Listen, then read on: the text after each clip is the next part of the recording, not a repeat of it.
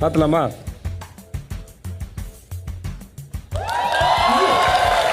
Big பாஸ்ல போன வாரமே எவிக்ட் ஆகி வெளியில போயிருக்க வேண்டிய ரம்யா கடைசி நேரத்தில் தப்பிச்சிட்டாங்க. எப்பவோ வெளியே போயிருக்க வேண்டிய அரோரா இப்ப முழிச்சுக்கிட்டு விளையாட ஆரம்பிச்சிட்டாங்க. பார்வதி அரோரா மேல பொசசிவ் ஆகி கமருதினை கைக்குள்ள போட்டுக்கிட்டாங்கிற ரேஞ்சுக்கு பழி போடுற அளவுக்கு வந்துட்டாங்க.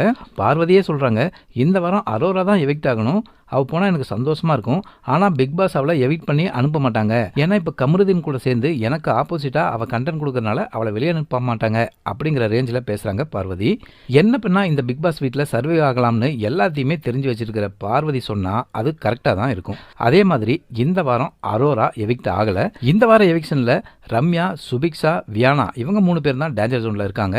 இந்த வாரம் ஆரம்பத்தில் எனக்கு விளையாட தெரியல, எனக்கு ஒன்றுமே புரியல, நான் வெளியில் போயிடுறேன் அப்படின்னு அழுதுகிட்டு இருந்த அரோரா பிக் பாஸோட கான்வர்சேஷனுக்கு அப்புறம் அவங்க விளையாட ஆரம்பிச்சிட்டாங்க. டாஸ்க்லையும் சரி, தேவையான இடத்துல பேசுறதுலையும் சரி, இந்த வாரம் அரோரா தன்னோட இருப்பை தக்க வச்சுக்கிட்டாங்க. ரசிகர்களோட ஓட்டுகளையும் தக்க வச்சுட்டாங்க அரோரா. ஒரு ஸ்டெப் அவங்க மேலே போயிட்டதுனால இந்த வாரம் ரம்யா வெளியில் போக வேண்டிய கட்டாயத்துக்கு வந்துட்டாங்க. இந்த வாரம் வெளியேறிய ரம்யாவுக்கு வாழ்த்துக்கள்.